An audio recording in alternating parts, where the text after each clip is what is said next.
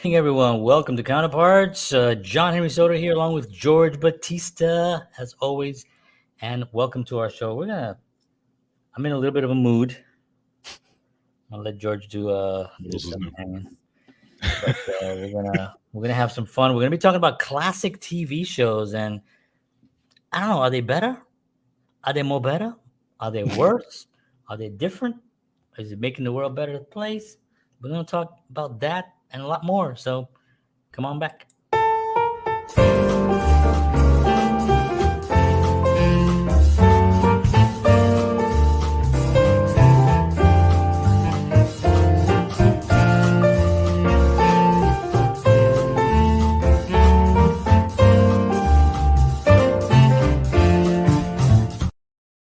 Yeah, I'm just tired. I think I had a long week, as you and I were talking about it, doing some editing stuff for a project that I'm working on for my day gig, and it was just a lot of editing and a lot of work, and so I had a long, because then I got back from Baltimore, went right into editing for that whole weekend, then the week, then this show, and then the week again editing, then the weekend, and now I'm here. So I'm like, Wow. woo. So I mean, I did Busy. have some nice breaks in between, Mm-hmm. So got to hang out with my son yesterday. We went somewhere. Was it yesterday or the day before? At some point, we went to this amusement park thing. It was like it was a bowling alley, but then it has all this amusement stuff, and they have laser tag, they have roller skating, they had this thing called Laser Frenzy. They had bumper cars, and we did all of that. So that was fun, and exhausted from that, but it was good. And now we're here. How you doing?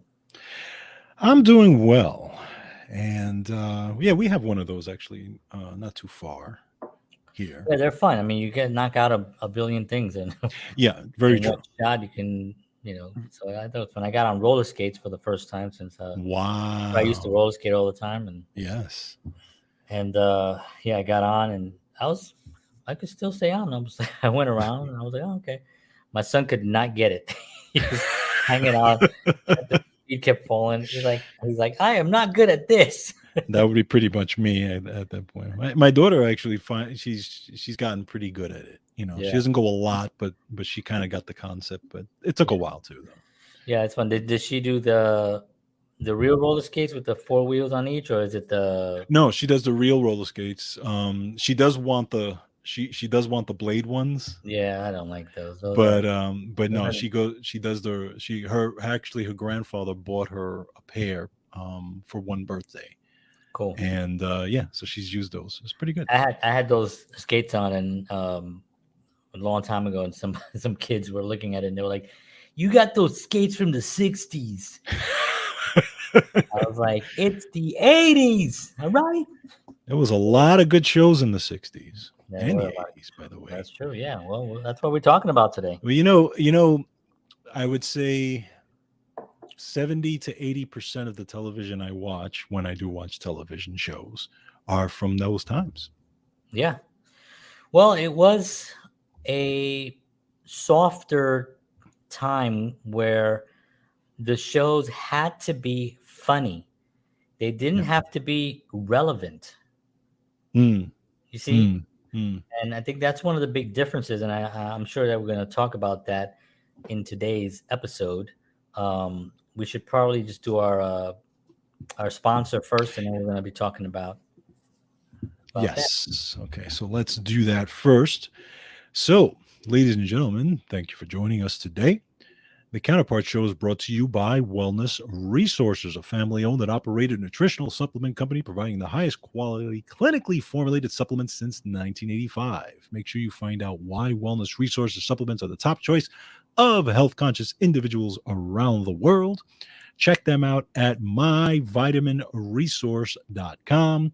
If you enter the promo code Counterparts, you will get free shipping on your order. And on top of that, you can take advantage of their monthly specials, which is today or tomorrow actually will be the last day to get their specials on weight management supplements and the leptin control pack. So it's 25 to 30% off on that. Believe me, folks, you will not regret these supplements. I've been using them for a long time and I swear by them. So again, it's myvitaminresource.com. All right, and we're going to be talking about classic TV shows today. Some of our favorites there you see on the screen, and of course, just so many. It was such a great time for television again because, in my opinion, there was no hidden agenda behind some of these shows. They were just shows. There were shows that had some of them had a purpose, some of them had a meaning, some of them had, like MASH, for instance, had like a deeper meaning because it was about the Korean War and there was a lot going on. But it was a comedy show, obviously. Even Star Trek kind of went into some social issues, situations and issues, Mm-hmm. and they covered that a little bit, but it was done within the confines of that world, and it didn't it didn't take what was out there and put it into the show. It took what was in Gene Roddenberry's mind about what was going on there and incorporated it into the show itself, and the show was kind of reflected that, but it wasn't like a so obvious. It wasn't, it was very subtle on what it was trying to do, but it got the point across. And again, all of these are my opinions, and because I'll say I'm a little crabby, so I might actually go off on some of these shows. But it's interesting. No, George, listen, I don't know. Don't Folks, start. He gets like this sometimes. He needs to just take his little pill, and then he'll be better. Little pill. John, the little pill that the doctor gave you. You remember, you have to take a nap today, John. Did you take a nap? Yeah. We all know this. John has an imbalance in here. That's been proven not to exist. What are you talking about? But no, what's interesting is that when you look at that, back then, the creators, because there was always the executives, right? The corporates that, run the thing. There was always that whole thing, CBS existed way back in the 60s or whatever. But the people who created the shows were able to just create, and then, like you said, incorporate, hey, let's take some of those things that are happening incorporated into this show, versus today where now they're pressured, where they have to take something and actually put it into the show. Right. Forget about the creativity piece. Right. It's no. You have to take what's out there, and they're almost kind of forced to do it in a certain way. They are forced to do it because the sponsors are the ones that are forcing them to some of the sponsors anyway. But we also, all these network, NBC, ABC, CBS, or maybe ABC later, but I know NBC for sure. They were all radio shows way before television came out. So a lot of the shows that translated or that transferred over to television had originally begun on radio. Right. And the situation comedy was born out of radio, because there were situation comedies on radio, and then they kind of transitioned. But when you look at let's look at the sitcom for a second, because this is kind of like all the shows that we're probably referring to, or a lot of them have to do with that, with the sitcoms. But if you go back to the early sitcoms, and you go to Danny Kaye, I Love Lucy was like the show that kind of like broke, records and all that stuff, and it was the number one show for a while. But before that, we had like Danny Kaye, we had Sid Caesar, right? The Sid Caesar Hour, and we had that amazing run where they were creating. It wasn't necessarily a situation comedy; it was more a variety show, but they had a lot of comedy on it, and it was on a stage, and it had an audience, and all the things that we're familiar with, right? Because that's what it did, right? It created something that we can be familiar with, and we could identify quickly. Okay, this is a show about a family. Right. Great, let's go. No, there was no this deep thinking where today, you watch a show like Breaking Bad, which was a great show, or one of these other series. What's the other one? The dark one, the really dark, the very famous dark one. Anyway, I can't remember, but um, all these shows have a lot of you have to be very emotionally involved. You have to throw yourself into this world, and sometimes it can be a little exhausting. It's very draining. It's very it puts you in, it makes you feel uncomfortable. Some of these shows, the I'm talking about the ones in the last 20 years, right? Hmm. um and that to me is the big difference between the sitcoms that were developed in the 50s, that kind of went over to the 60s with the Brady Bunch and all those other shows, that there was an understanding that this was pure entertainment to pull you off of Right. being too heavy and being too dark and things like that. I mean, there were shows that were, the Western, the Westerns were big, right? Yeah. So Westerns, you had the Rifleman, right? You had Hmm.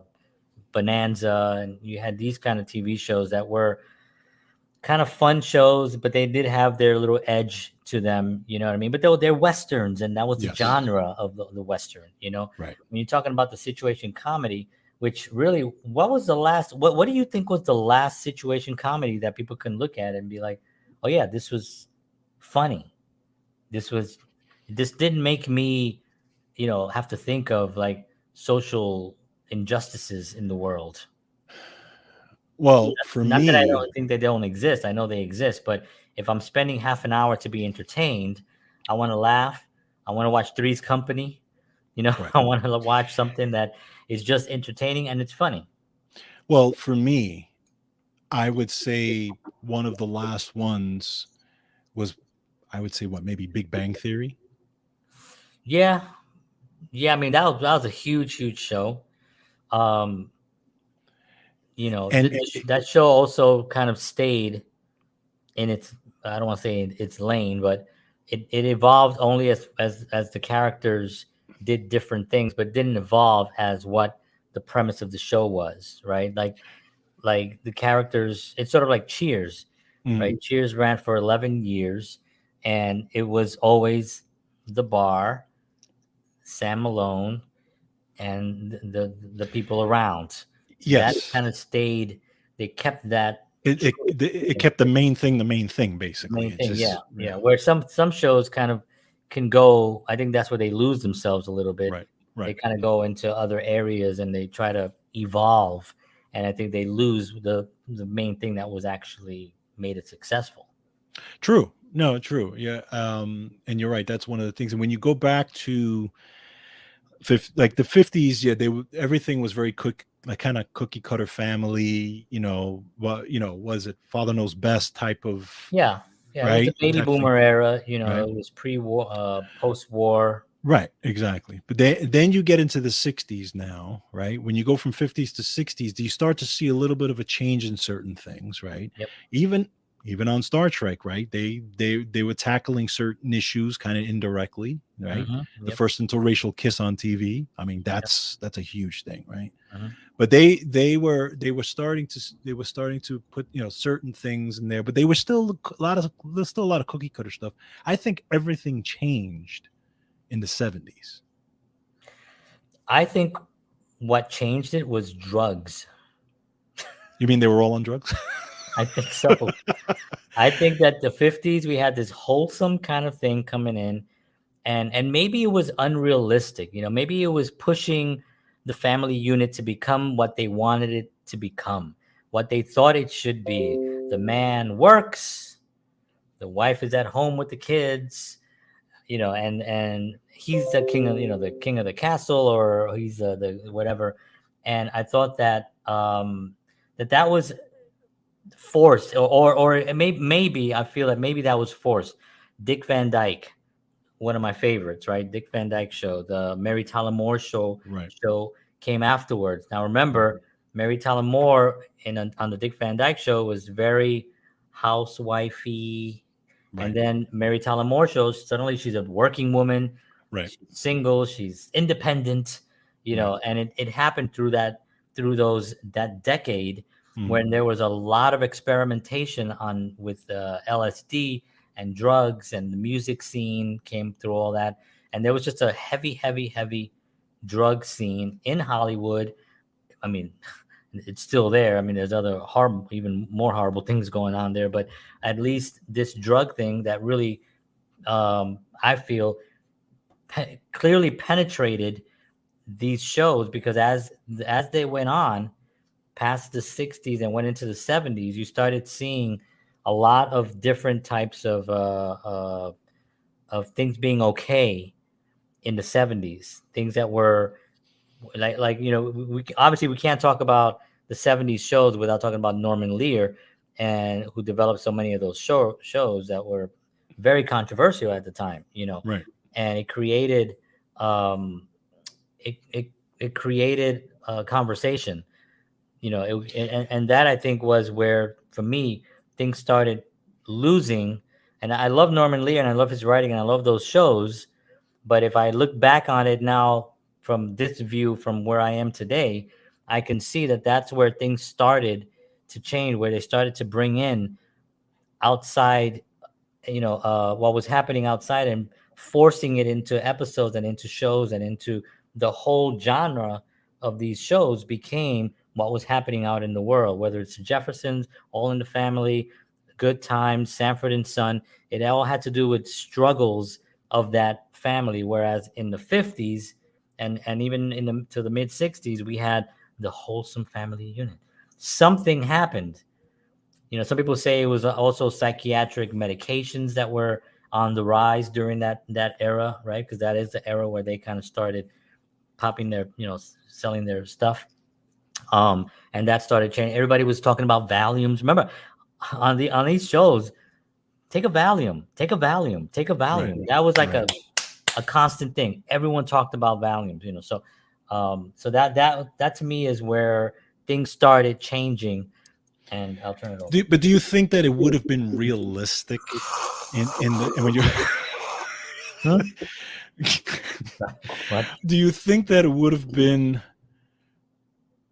do you think that it would have been realistic for television to kind of stay as wholesome as it was, It should being have, that the time but being that the times, if you but look at the 70s, but the times were changing. that's my Okay, point. the times were But they changing. were not changing for the better. No, but what I'm saying is that you you're Something, I think there's also the thing of being like okay, we talked about like Big Bang Theory just being Big Bang Theory, right? That's fine, and I get that. But then but do you not think that there should be shows that do bring in some of this stuff also, that do make people think and say, I mean, they did it in a way where it was still comical. They did it in a way where it was just there, right? The the African American woman being married to the white guy, and that being a funny thing in there, it was just there. It was just written into the show. And and even the comedy behind that was all written into the show as just yeah. there. But I mean, you have to understand that also the writers were really great, right? The Correct. writers were really great at that time. um, and so they can take something that was outside a social issue and bring it into a comedy world and make it do that, make it fit in. I Right. mean, even if you go back and you listen, even if you go back earlier and you go to the Dick Van Dyke Show and My Three Sons, and really look at those shows, there were social issues that were there.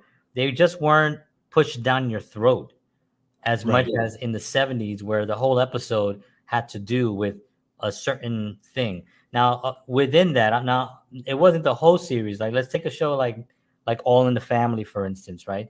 They had a tremendous run with just being funny, right? Right. Just funny. Now, of course, that show started with a heavy conservative, which they always made look to be like a fool, and Mhm. then a very very liberal guy, and they kind of always clashed. Right. And then you had the black neighbor, you had the Jeffersons, Mm, and that became a whole thing. Then you had guests coming in. You had a transvestite, that they called them transvestite back then, right? They right. who was on All in the Family, which was a big deal to have something like this on television, right? Um, like you said, inter racial marriage, Right. another big thing. So they could have all those things. Those aren't the things that I'm talking about. I'm not talking so much about that. What I'm talking about is the shows didn't make it seem like there was hope as much as the shows in the 50s. There was always a happy ending. I'm a corny guy, right? I've been accused of all my films being have happy endings. I don't care. They do. I like to Mm. see things resolve in a way that makes sense, that it gives people the hope of something like positive about to happen. You should direct Hallmark. Right. Yeah. If you give me a Hallmark movie, a script, I would love to do it. I would work for Hallmark as long as those scripts are have nice endings. And Right. I'm not saying that there's no conflict and that there isn't things that are surprising in it, or that there's some tragedy within that frame, but it should end with some type of a hope. Because when people Mm. go to the movies, they go to the movies to escape. They don't go to Right. the movies to come out and be like, damn, things are worse than I thought. You know what I mean? Right. And Right. to Right. come out Right. depressed. I mean, that's really, Right. we're entertainers, right? We're Yeah. there to put light into the world, Hmm. not darkness. So for me, if you look at those shows from the 50s that have that positive, at least they ended positively. You look at the Brady Bunch and Partridge Family and those kinds of shows. They would had their little conflicts, and at the end, they all loved each other, and it was fine. And it kind of we like that. I like that Sure. Sure. personally. In Sure. the 70s, I feel that minorities got misrepresented in the 70s. And of course, I'm not a woke person. I'm not about to say racist, you know what I mean? But it was just the way things were written in those shows, like Good Times. I could not watch Good Times because I was living in the projects. I was living that life, and this family could not get a break. Right. It was like one horrible thing after another. Every time you think that something was good, boom, they got shot down. Every time, it was just like Sanford and Son, depressing, just depressing overall. Then you had the Jeffersons, right? Moving on up, and that was actually good. And I was like, okay, cool, this is cool. And that actually gave me a little bit of more hope, you know. Then you had All in the Family.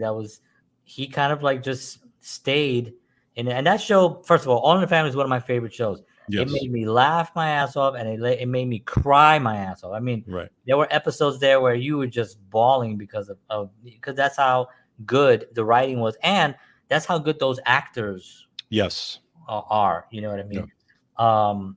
But it was just a different time and it just seemed like it all happened during the 70s where this became okay to represent any minority group any way that they want, any way that they wanted to represent it. They did that. And if you go back to the 40s, in Harlem, the the blacks that were living in Harlem, that was a renaissance, man. They were running that whole place. Hmm. There were clubs, they had people with money. There were, something happened to bring that down, but that was not that the Good Times just doesn't represent that era. That was Right. like if you go 20 years earlier, that did not exist. But Right. suddenly here we are on television, and they're living in the projects, and they're poor, and they can't get a break. The father dies, and now everybody's got to go back to work, and it's just one struggle after another. And I did not like that. So that was my looking at things. I think in the 80s they tried to make a little of a resurgence, with Yes.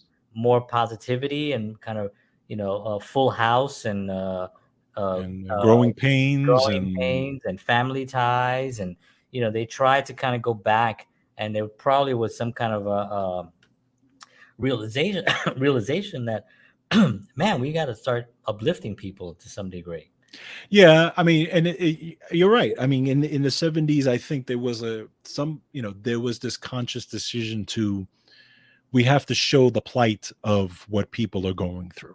I think, I think that was their thinking in that. They thought they were doing a good thing Right. by showing We have to everyone show struggling and trying press. to just get by and Right, stuff like that. And right, it's a complete contrast to the way it was and stuff like right. that. So yeah, and like I said, I think that 70s is where things really started to change.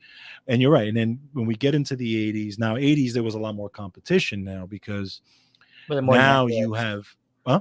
There's more networks also, more Correct. There's more channels. networks, but there's also more in the 80s there was more of a focus on long form drama, Right, the cop shows and the medical right, shows and right. the lawyer Well, shows. some of those started in the 70s too, where you had Barnaby Jones and Frank County. Yeah, but right, but Some of those, they really but flourished they yeah, they in kind of the were the 80s. pioneers of those kind of shows. Correct. Right. Perry Mason, I guess you could also Right. kind of say. But then you get to the 80s, and then it really just took off into sort of what's still going on today. And we were just talking about this before we went on the air, where the formula for some of Mm. these shows is it's such a formula that you can literally go to your watch and see, okay, it's 47 minutes. Somebody's going to give them the clue that they need to resolve this episode at whatever the minutes are. What I don't understand about some of those shows, I mean, you're more in in the filmmaking part of the stuff where I am is, I mean, obviously the Law and Orders of the world are extremely successful. They've been around They, for since, I mean, I've been watching Law and Order when I was like 19 years old. yeah, no, Okay. they've been around 20 something years or Oh more yeah, than. yeah. I think it started in the early '90s. Yeah, Law and Order. yeah, Okay, but they Law and Order, it was exactly Law and Order from beginning to end. Right, yeah. it's exactly the same way. So my question is, or just I don't know. I mean, why is that successful? Why is that Well, that thing successful? formula is not a new formula. That formula was not new. If you go back to and you can watch Columbo episodes from the 70s, you're going to see somewhat that formula. You're Mm, going to be able to see that pretty consistently throughout a lot of those shows. What they did in the 80s was that they figured out that the the production value of the shows of the 80s was not as high, even as some of the shows of the 70s. You can mm, go and watch an episode of Hunter, right, and by I mean watch it, I don't mean watch the acting. I love Fred Dreyer Fred Dryer. and I can't remember her name, but I loved her. Connie something. I can't No, remember. Stephanie, Stephanie. Yeah, oh, yeah, Stephanie something. Yeah. yeah, yeah. Um, not their performances. Their performances were good, but if you look at overall of the shooting, the quickness, the editing was not as tight as like a Columbo episode from the 70s.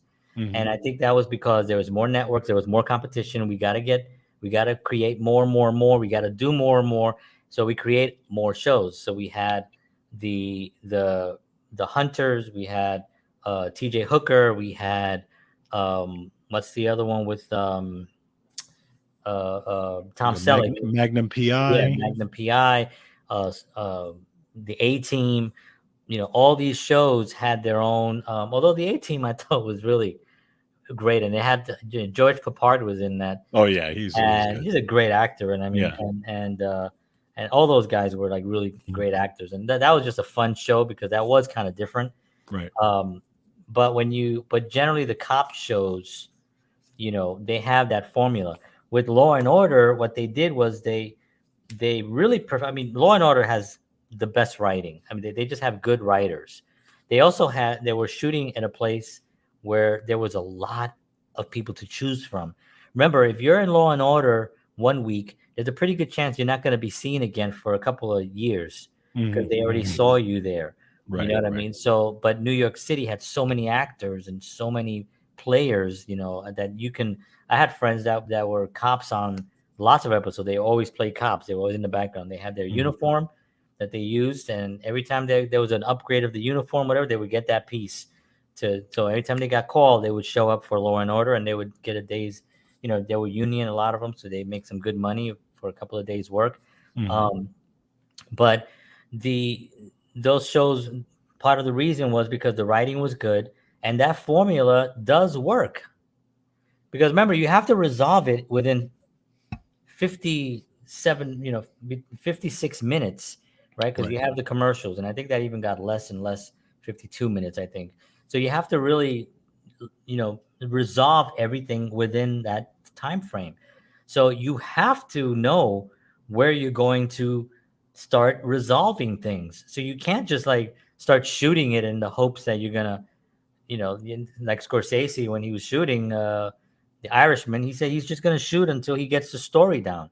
It turned out to be a 3.5 hour movie, right? So you can't do that with television, although today is a little bit different. But regular television still exists, right? I mean, there is Yes. still network television. That is still a Yes. big business thing. People say, "Oh, the internet is going to kill that." It is, it is in a way, but it's still big business and it's not dead yet, right? But so those things have to be organized in order to Yeah. fit in there with the I sponsors. I get no, I get that part of it. It's just that Law and Order has a very unique way of doing it. Like because I can watch an episode of Magnum PI, I can watch an episode of TJ Hooker, I can watch an episode of, all those shows. And even though the story resolves in the time frame, but the way the story goes is different every single time, meaning that it's that the way where they how they get to the end is different every single time, whereas Law and Order literally has does it the same exact way. Well, They I speak to the same guys at the same time, and then they get to the lawyer part, and then the lawyer, and then they get to the trial part. I mean, it's literally you can write exactly, okay, they're gonna talk to this guy at this time, they're gonna talk to, what I'm saying, it's the yeah, yeah, same thing. yeah. I mean, it is. Obviously, there's a lot that goes into it. When you have when you're shooting on location, which Law and Order does a lot. Right. In case you're just joining us, everyone, we're talking about classic television shows here, and why the new ones suck. I think that I'm just kidding. No, actually, there are some great shows. I think that the but yeah, just to finish up with the Law and Order thing, I think that the way that team did it, the way they had that, you can say it's formulated, but the way they did it was done perfect. It's the only way. It's good, and people watch it. Now, another thing that actually made that show successful was that syndication came out big during the 90s with not only, remember, we used to watch syndication on maybe Channel 11 and Channel 9 in New York, Right. maybe Channel 5 Yeah. before Fox took over, right? Or before the big Fox network took over and had original programming on there. But that's where we would watch these syndication things. Then the 90s, a lot more syndicated networks came out, a lot of more channels, a lot more stuff. So the syndication was able, these shows were able to be sold in big chunks to Mhm. other, and so people started watching them a lot more. So Right. there was a lot more interest in them. So in the new ones, it kind of fueled it a little bit. People can go back and watch an old episode and then kind of be like, "Oh, I want to watch Law and Order tonight. There's a new episode on." Mhm. I just binge watched, a whole bunch of stuff. Now there's like a Law and Order network, where you just Yeah. watch Law and Order 24/7, right? But one of the things that's really interesting is the sitcom itself didn't change much as far as the characters obviously changed and the writing changed. Some of them were better than others, but the audience with the three walls, a couple of different rooms, you know, was the same from 19, from Danny Kaye, I Love Lucy, to Mhm. all the way to up to I don't know, King of Queens, and Mhm. the ones that were Right. during that era. That stayed the same. That never Yes. changed, and I think that's why Seinfeld was such a huge success, because it took that same thing that people can identify with and did something that nobody could figure out. They did something that was so weird, that was so off the charts, that did not fit into that understanding of people, that they were gonna They were going to watch a family show, or they're going to watch a guy who works in this thing, or no, what are we watching here? Four characters kind of behave insane and have neurotic episodes, and question everything and be upset by simple things and have conversations about nothing and those kinds of things. Right. That was a big revolutionary thing for me anyway when I Hmm. first saw Seinfeld. And I got Seinfeld right away. Seinfeld, remember, it did not do well when it first came out. It was called Seinfeld Chronicles. That was Hmm. the actual name of the show. And when it first came out, the first episode I watched, I laughed. I remember talking to my brother about it, and we both got it right away. We Hmm. both understood how insane this was and how funny this was. Right. It was Right. that it's almost like watching what's in your head about certain things, Hmm. saying them, but in a funny Right. way. Right. Right. So that was to me probably the last sitcom that had any difference to it. And from that, I don't. And Friends was good, but it didn't change. It was good writing and the Hmm. actors were. But when I look at Friends, like I'll look at a guy. I'm gonna stop talking in a second, but I look at like I look at Chandler character, right? Hmm. Matthew Perry, right? Yeah. Um, Brilliant the way he did that character. But I look at him and I think to myself, and also Schwimmer also, because they had the same kind of thing, the double take, Yeah. the Yeah. double, what? That Right. that thing, right?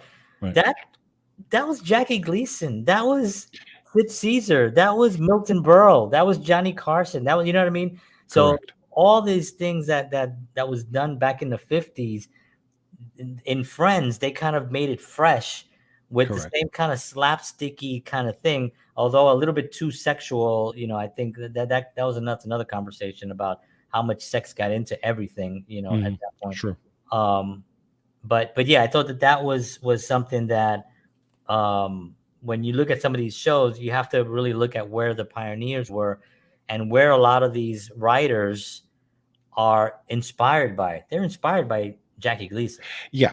Exactly. And I think that's part of the issue with those shows. You hit that spot on, in my opinion, that those guys, you're still working with writers, old school writers. You're still Inspired working. writer, yeah, Correct. You're still working with writers that were maybe young at those times, but watched those shows and are bringing that to yeah, the Seinfelds and the Cheers and those places, right? yeah. So, whereas now a lot of those writers are not doing anything anymore, right? Right. They're not really doing, or if they're still Not as around, much. they're not They're really doing. doing much They're anymore. teaching. They're yeah. They're, yeah, you're hoping that they teach, but the problem is that you know you're not getting that now. Well, You're I'll give you're you an example, and I'll tell you why. There was something that I shared. It was a black and white clip of something that was funny, and I can't remember exactly what it was, but I shared it on some social media, and a young girl, replied, and she said, "Oh, I normally don't watch anything that's black and white, but I did watch this, and it made me laugh. So I normally don't watch anything that's black and black white." and white. So this was somebody that was in her, I don't know, maybe whatever, 20s, mid 20s or something.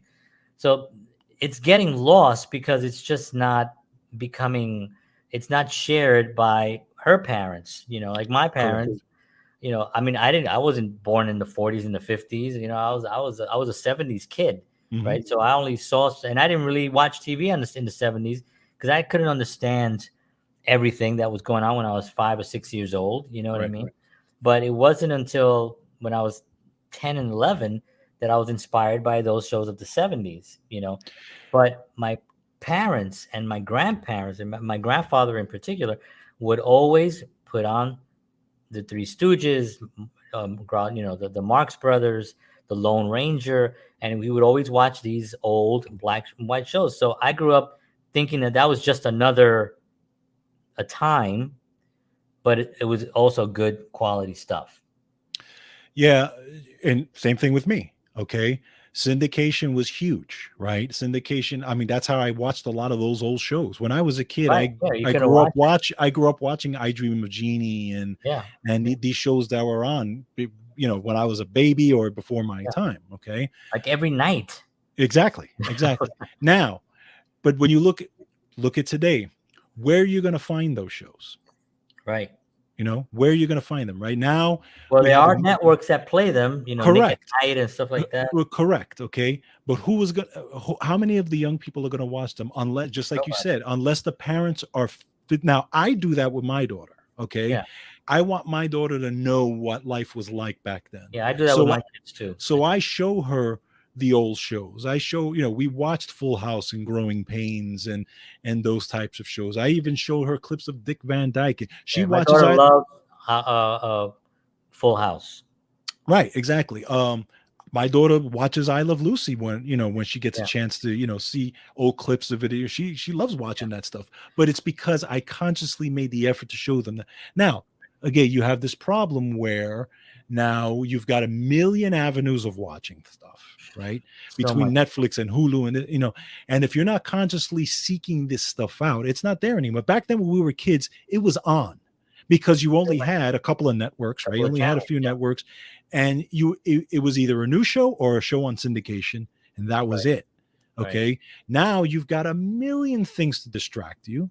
These kids these days have no clue what went on back then. Just the cell phone alone Right, is exactly. is So unfortunately, a lot of that stuff is going to get lost yeah. because of that. Those shows and all that comedy, and then now we're bombarded with what they say is relevant now. Yeah. And that's And why we have to really support our writers who are still on strike. And, my heart goes out to them because what they want, if they would have just paid them what they wanted, they wouldn't have lost as much money as they've already lost, and they're right, going to lose. It's not even that much, but they don't value the writers anymore because how fast, remember reality TV came out as a solution to not mhm, needing writers, right, yeah, and then all these shows became successful and you didn't need a writer, you just needed an idiot that you right, told them you're going to go in that room and you're going to talk about this, and they go in there and they do it, and somebody films it, and they right, get them upset, and they interbulate them, and they make them fight, and they put the cameras on them, and somebody goes and edits this piece of garbage. And for me, it's like, the writers are the ones that put it there. if right. if there were no writers, we'd have none of these shows that we're talking about. True, None of these shows, because somebody true, could develop it. Even Norman Lear developed it. He wrote some, but he had writers. right. Sid Caesar, we talked about Sid Caesar, funny, really one of the funniest guys ever on television. But who were his writers? Mhm. Neil Simon, Woody Yeah, Allen, Mel Brooks. These yeah, were his writers. You know what I mean? So it's like, where are the writers? For tomorrow is what I get worried about. that's And true. now we have AI, Mm, and that's a whole other thing. I mean, now AI is writing. yeah, Now, will AI ever be as funny as a human? No, because a AI has to experience an emotion, right? We have to experience an emotion about something and then interpret that in a way that's going to be humorous or sad. right, That takes a human person, that takes a spiritual person to feel. AI will never have that. Yeah, they'll grab a whole bunch of feelings from and throw them in there. And will there be a movie or a TV show that was completely AI generated? Absolutely. yeah, sure, Absolutely, it's going to come. And it's going yeah, to come probably sooner than you think. of course, Will there be songs and all that stuff that are AI driven? Absolutely. Will they have soul and eventually crash? Absolutely. They will. They will. It will happen because there is no soul to them. Another thing is that people like the idea of seeing. Let's talk about music for a second. Let's just talk about TV. A TV show AI driven, right? Written all entirely by AI, even acted by AI, right? Mhm. AI characters and developed and all that. It's all AI. There's no human beings in it, and I'm sure that that's what these MFers really want to do, is to get rid of human and just make more money, because the AI is never going to ask for a raise, and Right, that's what they're building, right? right. Isn't it exciting when you see someone that you admire from television? You know what I mean? Like if I were to meet, I don't know who's alive that from those shows that I like, but like Alan Alda, who's still Mm. alive, right? Hmm.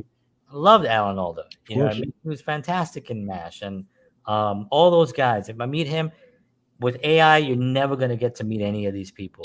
There will True. be no humanity to them. Nobody will know anything about them. There'll be no social media behind them. Nobody will be able to experience what they're like Right. because they do not exist. Yeah. They only exist in ones and zeros, and that can only go so far. So Yeah. that's It's that's the future. yeah, you're right, and it is a scary thing. I mean, that's a whole we could do a whole thing just on that. Yeah, well, we talked about AI in an episode once. We actually did. Yes, you're correct. One thing I wanted to mention, um, that we just touched on it really for 2 seconds. Have you seen um any recently episode of Family Feud? No. Okay, Steve Harvey is the Yeah, he's host, yeah. which I love. Steve Harvey. I mean, he's a I was funny gonna guy. say I love Steve I Harvey. love Yeah. Steve, funny guy and everything. But if you can, and I've watched Family Feud since I was a kid, right? Richard Dawson Richard and Dawson. there was another guy who did it too, Imagine Richard Dawson kissing everybody today. right? But if you watch Family Feud today, it is, I would say, 80 to 90% of it is it's all Yeah, sexual, yeah, I can everything, see that. I think, yeah, every question is, and it's not just like, back in the day they used to say, when you and your wife make whoopee, like that, those types of, right, right. but you would get, Yeah, yeah, yeah. I'm Now it's sitting there just and I'm going, straight out. holy Yeah, cow, yeah, every question. yeah. That's the decline of society, or not society overall. I think that's the decline of that medium and those Yes, people that are in that world. They think that is what's going to get people watching more, exactly. not realizing that that's not really what interests people that much. Right. If they were more interesting, if they had better writers, if they had better people involved, they would get more people interested in it. But the Yeah. problem is you got to pay those people. Right. You can pay a guy to write, juvenile dirty jokes. Hmm. I mean, you go back to the Newlywed Game. Remember that? The Yeah. Newlywed Game. So there was a Yep. lot of sexual stuff in there, Yeah. and this was the '70s. So Hollywood Squares. Right. You had Hollywood Squares where you had in the center, you had the what's his name, the real famous. Oh, I know who you're Oh talking my about. god! What's his name? Hello, Frisco. Hello. Yeah. What the hell is his name? Paul Paul something. Lind. Paul Lynn. Yeah. Paul Lynn. You know what I mean? I mean, tremendous. I mean, ridiculously funny guy, Yeah. but pretty much all sexual stuff. And we're Right. talking about the '70s now. So Yeah. there was that stuff lingering, but there was still an innocence to it that today is just completely gone. There's Yes. no innocence. Agreed. Now it's just straight out, here it is, and this is as there's no mystery to it. It's sort of like seeing a naked woman or seeing a woman with a really beautiful dress on, Right. a nice fitted dress. You're more interested in that nice fitted dress because the mystery is there. You're like, Exactly. wow, look at this beautiful woman, right? But no, a naked girl, yeah, you're naked. Well, okay. Next, you know what I mean? It's like let's get a room, and I'll be right in.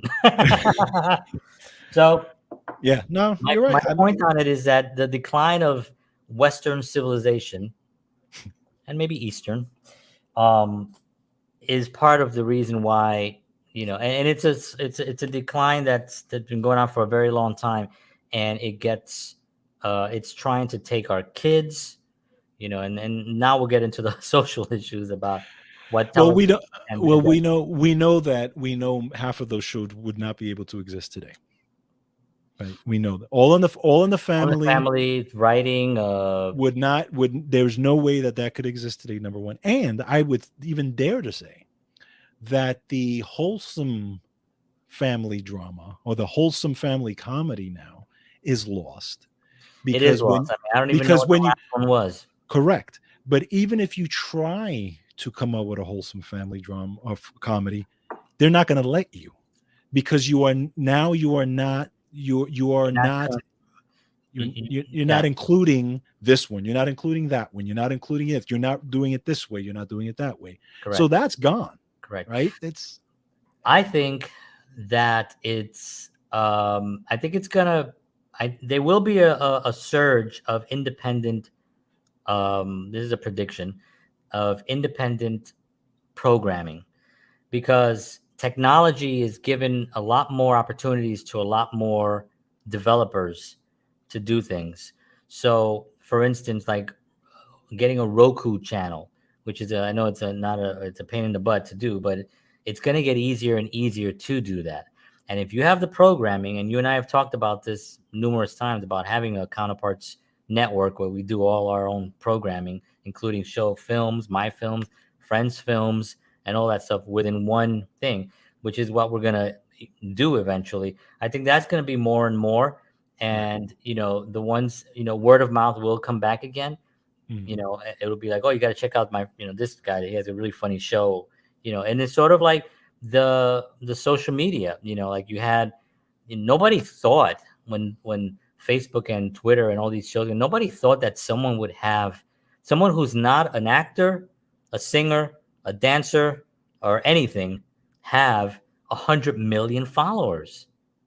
Nobody thought that that would be a thing. True, true. You know how the power that you have with when you have 100 million followers, you suddenly have the leverage of anyone on television. Right. So this I think is going to it is going to seep into other areas and other platforms. I think all these platforms that we're on today. I think in the long term they're going to evolve as something. Some of them will go away, just Right. like we saw platforms go away that just made a lot of mistakes. We're going to see platforms here go away. We're going to see platforms having to get restructured, platforms having to be purchased by someone and then restructured. Right. And we're going to see that going on. But at some point, we're going to have a whole group of creators creating stuff like what we see. One of the people that I would say the most is Nate who's a stand-up comedian, and he has Nate Land, and he Mhm. has a channel on YouTube. And his thing is to just make people laugh. Right. Just be funny. We don't Right. have to be dirty. He's a clean comedian. He Right. doesn't go out and say I'm a clean comedian because he doesn't Mhm. have to, because he's just funny. Right. It's the same thing with all the guys that are on his podcast.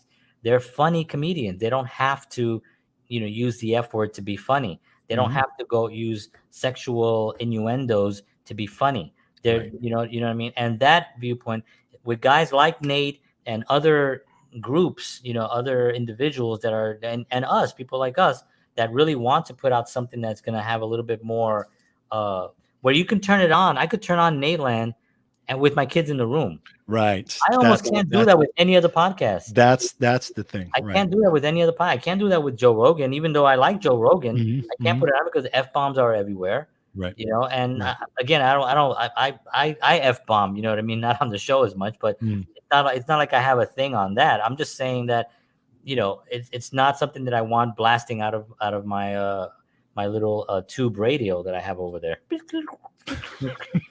you know, I just think that is something that's going to happen eventually. Yeah.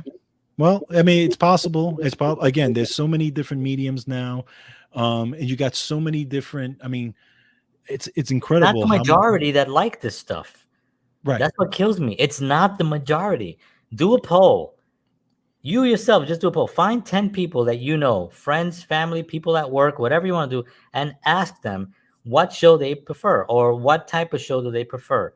Do you prefer shows that have a lot of sexual content and violence, or do you prefer a show with more wholesome family values? Just ask that simple question. Right now, you would think, well, most people are going to say, of course, family. Yeah, because that's the truth. That's what people really, really do want. Yeah, but then why? Okay, but if that was the case, why would they push that more? Because they think, first of all, I think it's an overall agenda to weaken the mind of the individual. You can control them if you can, if you start putting out a lot of ideas in visions, in flashes, a lot of quick things, especially young kids. You flash them to death with a whole bunch of stuff. You put out violence. You put out things. You put, the media. You put out all the stuff that's happening. You keep putting out that. You put people into a state of fear. You put people into a state that they can be easily controlled, and that's what they use it. Remember, television is programming. They have programming. That programming is to program the individual to behave a certain way. So I don't for a second think that all these shows that we're watching didn't have another agenda behind them, even Mhm. from the beginning, Sure. till today. They all were selling products. They all were trying to make money. Every single one, from radio show all the way to where we are today, is all about making money. And how do you make money? You have to get people to watch. And how do you make people to watch? You make it either controversial, you make it something that's interesting, Right. or you make it funny. That, what a concept. You make it funny. If you can get lightning in a bottle, like a Seinfeld or Friends or The Office or one of those shows, fantastic. And if that happens, if it doesn't, it's okay. We're gonna still put up a lot of stuff and a lot of garbage out, and we're gonna just bombard people. I think there's a bigger agenda here. I Well, I really mean, you do. could, well. Again, to me, social media accomplishes Social media that. has a Okay, whole, so I think, I mean, part of that as these well. how many billions of dollars go into research and development of social media platforms just to take you off task of whatever it is that you're doing, Yes, to to up to your to scrolling. yes, Like, they to they get you know to how you're watch. scrolling, and if you like music, Right, they're gonna boom. right, A music and ad. television, not only television as far as just regular television networks, okay, but television in terms of platforms, the Netflix and the Hulus, also have to compete with social media. True, but a lot of them are actually now owned by the conglomerates. No, So I understand that that, but that's where the that's where it's a bit of a tragedy. Social media used to be social, right? It's not social as no, much it's not. as it is Yeah, as it's just an enterprise to sell products. of course. We use it here, and we feel anyway that we have something to say, you know but yet we're constantly battling, not saying the right, saying the wrong thing, Hmm. right? We don't want to be banned, we don't want to be censored, we don't want to be blacklisted. Personally, I don't really care at my Right, age. I don't care, it doesn't bother me, what I mean? It's like I'll go somewhere else and I'll be just fine. It doesn't feed me, it doesn't feed my family, right, a little bit through social media, but not as much, right? right. So, but I wanted to show some of the shows that I like. Oh, hey. Oh, Three's Company, Classic MASH. MASH. This was one of my favorite. I mean, Yeah, that couple was Odd really Couple. funny, Odd Couple was a great show. What a great show. and Star of Trek, of course, course. now the funny thing is, I watched, and you probably did too. 11, at Channel 11, PIX, every night at 11 o'clock. They had It was at 11 o'clock started the Odd A Couple, couple, then Honeymooners. then the Honeymooners, then at midnight Star Star Trek. Trek. Yeah, I That did. was years and years and years, Yes, and my whole evening was yes, always built around those three shows. It was just yes. consistently part of my life during that time, and it was fantastic. I loved it. Now I do want to kind of give a shout out to a platform that I feel, and this is just my opinion, that really does a lot for keeping a lot of those old shows alive, and just good stuff alive in general. And that is an app or a platform that you can get on most television devices called Pluto TV.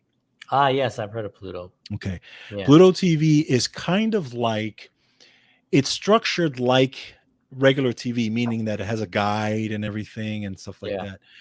But I would say 80 to 90% of it is old stuff. So nice. they have 24/7 Star Trek channels. They have old Dick Van Dyke channel, and literally there are 24/7 channels on there too. Wow. They have Dick Van Dyke, they have Perry Mason, all the way, they have Three's Company. I mean, just all these old shows, you can watch them on these networks, on these, on this thing. They have it separated by comedy and drama and Cool. all this really, really cool. And honestly, if I'm watching TV, a lot of it is that I'm watching Pluto. My wife and I watch Pluto all the time, but they have two channels that are just Star Trek all day. Right. But of course, on them, even Walker Texas Ranger, and Ah, then yes. Chuck. and Oh, they also have on demand too, so you can watch cool. old movies on it. You can So is it watch go ahead. then you can watch old sitcoms on it as well that are on demand if you don't want to wait till it appears on there. Is that a subscription? I mean, we're not No, obviously it's free. It's they're completely not our free. sponsor. We'd like to be on there at some point, but Yeah, no, it's a completely free thing. Now it is I think it's either in partnership or it's owned by CBS, okay. but it's completely free and they intend to keep it that way. Oh, interesting. Wow, I didn't know that. Yeah. Yeah, they're obviously they have a Yeah, lot of I mean, sponsored commercials and stuff, but yeah, but it's a great service. we don't have cable. Like we don't have television. We don't Yeah. even have a television. So I stream a lot, pretty much everything I watch. But that's something that's interesting. I like Yeah, no, I suggest you check it out because again, I don't have regular cable either. But I have like Roku's, that. and All in right. those Roku's you can download the Pluto app and you can download the Roku app, and just with those two you can watch tons of stuff. Yeah, yeah. And but Pluto is, again, if you want to get into old stuff, it's really, really great, and it's completely free. It even has Spanish stuff, Oh wow. for novelas, Spanish novelas, and Yeah, that type of yeah. thing. So yeah, It's so good to see anyway, that. yeah, Yeah. exactly. So and has music channels. Oh wow. So I Yeah, gotta check that out. I'm gonna write that down definitely. quick. Pluto TV, download it on your favorite device and enjoy. It's a lot of fun. Cool. So there you have it, folks. We can probably go on and on because we had a lot to talk about within the what we can actually talk about on this platform. Now, eventually, Bob Ross mints. Good lord, only George would have Bob Ross mints. Nothing wrong um, with that. no, nothing wrong at all. It's a happy world. It's your world. That's right. Do what you want with it. So one of the things that we'd like to do at some point is obviously have conversations that were a little bit more free. Obviously, when we talk about the hidden agendas on some of the programmings and stuff like that, we want to break into more conversations. But eventually, we will be doing more of that on other platforms, which will at this time remain nameless, just for our algorithms to not crash if you mention them. As sad as that sounds, that is a thing, and this is something that will change, because I still have faith in humanity, and I think that we will be able to overcome what's currently happening in the world.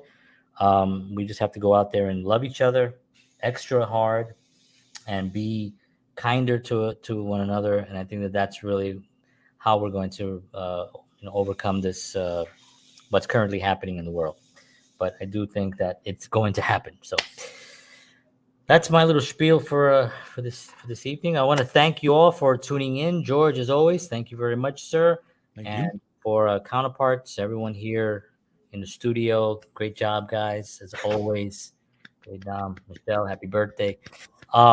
Just want to say thank you to everybody for all the support and everything. We'll see you all next week. We're gonna have a special episode actually, and we will see you then. 7 p.m. Central, 8 p.m. Eastern Standard Time. Visit counterpartsshow.com. Visit our new website and check us out, and message us there as well. And thank you very much for tuning in. See you all, and as always, peace.